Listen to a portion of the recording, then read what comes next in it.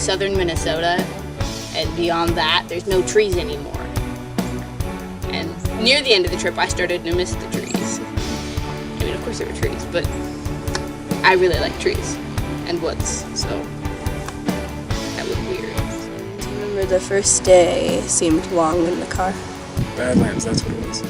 That was, we went hiking through that, didn't we? That was really cool. Most of the stuff you see that in pictures, and you think, oh, that's kind of neat. Never thought stuff like that actually existed. Then you actually go out and see that, and it's just incredible. All just the formations that pop out of nowhere. Hiking up that, sometimes climbing. It was really cool to see what God, just the stuff that happens. Middle of nowhere, and God creates these awesome locations. It's always nice to see the mountains. Evidence of the flood, and then we actually got to walk around and see it. I like the Badlands. Badlands? Yeah, camping in them. Just camping outside. Yeah. But it was hot. It was like... Camping on picnic tables. Yeah. Camped in the Badlands. That was fun, trying to get up the tent because it was windy.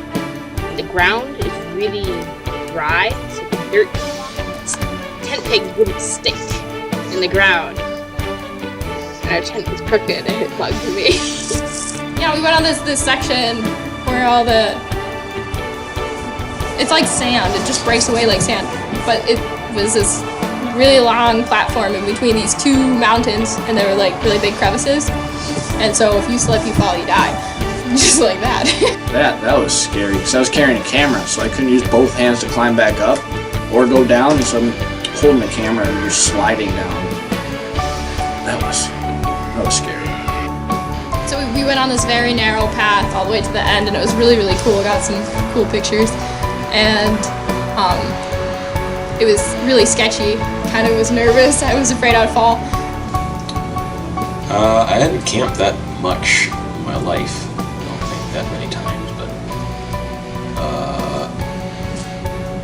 it was kind of nice to not have to stay in a hotel all night, not have leisure in the hotel all the time.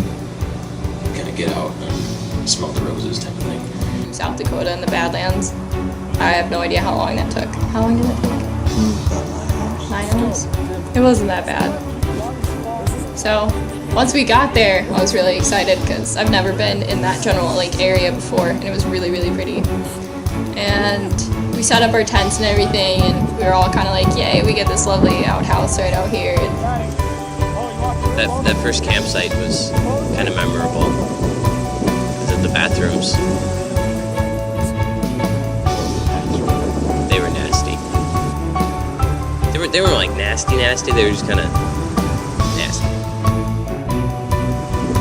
You know what I mean? Finally we find out that there's actual bathrooms after using them, and then we find out the bathrooms are really, really clean. I was surprised. So you had to pay for a shower? I didn't shower there.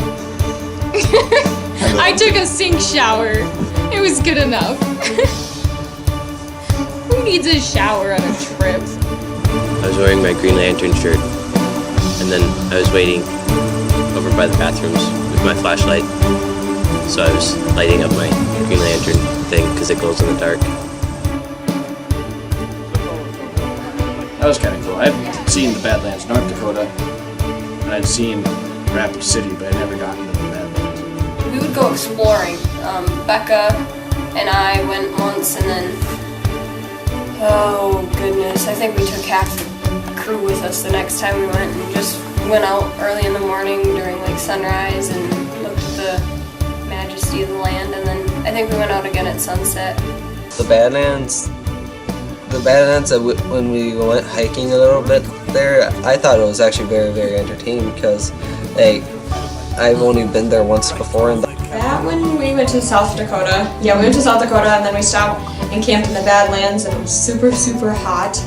And then we hiked around the Badlands, which was really cool. It was super pretty, and we were out during the sunset, so that was cool. Well, that was one great thing about the trip, just all the different, really God's creation that we got to see, from the Badlands to the foothills of Colorado to the mountains, like Mount Evans. It was great. The Badlands were fun. It was a great starter. We got to hike, and actually our first Devo that I was part of was in the Badlands, the first really experience of it. Everyone, I bet you're wondering why I've gathered you here today. I guess I have a paper. Read from it. I did kind of like an introduction. Psychology and, like, is the we did scientific what study exactly is of the human psychology? mind. And psychology is a scientific study and of its the human mind and its functions, especially those affecting behavior in a given context. And then we kind of just When we think of explained psychology, we think different of a parts of personal psychology mindset, in general. rather than a And godly mindset. what I said was a good verse to remind us that God truly should be the center of all thoughts is Proverbs 3:5-6.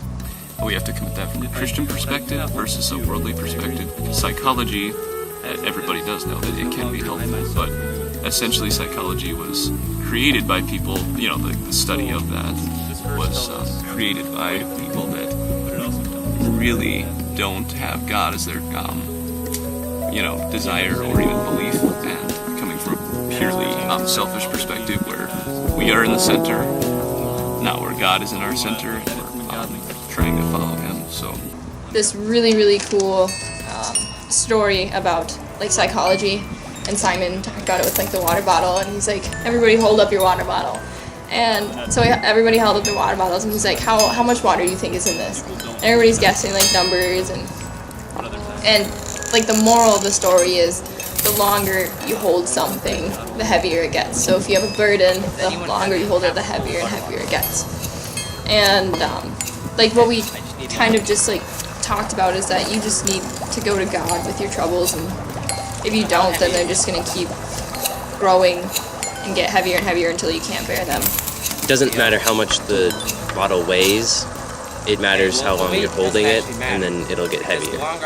So if I'm holding the bottle for a minute, my arm might get a little numb or tired, and then if I'm holding it for an hour, I'll get tired or numb, and then if I'm holding it for like a day, my arm. If you have a thought, and then you keep thinking about it for longer and longer and longer, it'll become more and more of a burden. Be doing anything anymore.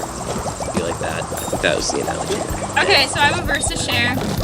This is Philippians 4:8. So, finally, brothers, whatever is true, whatever is noble, whatever is right, whatever is pure, whatever is lovely, whatever is admirable, if anything is excellent or at a young praiseworthy, age, think about such our things. formative years, a lot of things And can I think change this us for verse good really or better. needs to be thought about And how, and yes, processed, psychology really is good for a lot of that something stuff. And negative there's even happens in our people in life, our we group that seem maybe have to needed that in blame the God past, first. and that's not a Maybe bad thing. So we tried not to make sure we didn't why God, why me? demonize What did or I do to say deserve anything this? negative about psychology, but about the fact that we have When to we do that, we tend hold everything to up to blame Scripture and ourselves, make sure that blame people around us, and blame God. if And when there's we a blame teaching in people psychology or and anything ourselves else and that's everyone not else true, and God, our hearts become that like essentially stone, like the we people hold that in up to Scripture and say, well, does it 7:12. match? If it doesn't match, then it must And not when our be hearts true. become like stone, Because I have no all problem the with psychology, love, but the so many people passion, take it the as hope and everything gospel, from God. and it's not. This verse is. But if we ponder on whatever is true, honorable, just, pure, lovely, commendable, excellent, and anything worthy of praise, our hearts soften, our minds become clear, and we rejoice during the good and the bad times. We praise God through the storm because He will never leave us and He will never forsake us.